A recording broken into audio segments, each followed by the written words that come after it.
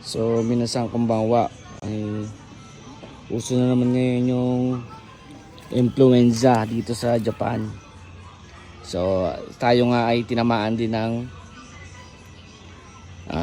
influenza. So ito yung mga bibilihin nyo guys sa Mercury store or drug store.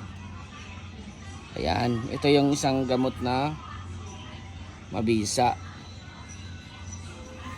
Ito rin. Ayan.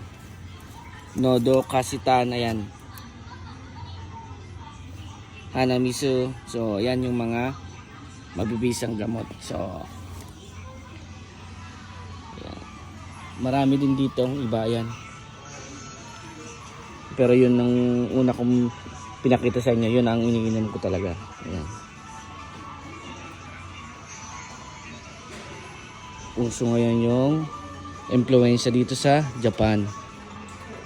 So, ito naman sa mga sakit ng ulo.